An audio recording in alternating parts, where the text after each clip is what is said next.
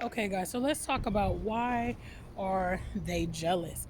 I had a conversation with someone a couple days ago, and this person is super jealous that I live in Ghana.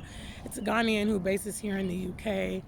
And obviously, when I first moved to Ghana, there were a lot of people that, they didn't think I'd stay long or anything like that.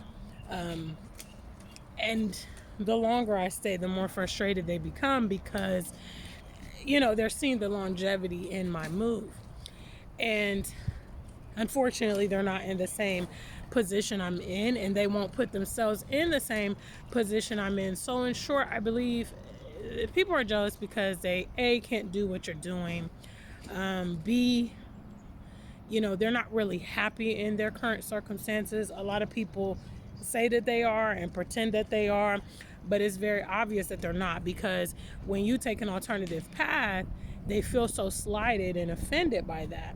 And the only reason could be is because they feel that you are having something that they are not having. Now, when we picked up and moved to the motherland, folks like Mitrell and I, um, you know, people had a lot of backlash. But when we interviewed for new positions, or we got the mortgage, or we had the car note, or we were essentially slaves, nobody was upset by that. Nobody was frustrated by that.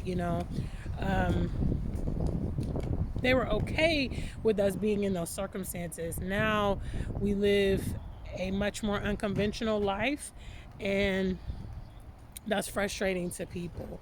So, after I had this conversation with this friend, I proceeded to block them and delete them, because I'm just like, what is this energy? Telling me that, oh, you moved to Ghana, so why do you come to the UK? Duh.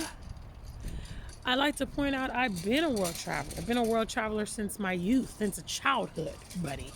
Just because you move to a different location doesn't mean that you're not going to travel internationally. When I lived here in the UK and I was traveling internationally, nobody had anything to say. When I live in Ghana, I think, the perception is just that, oh, you know, your feet are firmly planted. I mean, the concept of basing in Africa and visiting the Western world as you please is just so far fetched.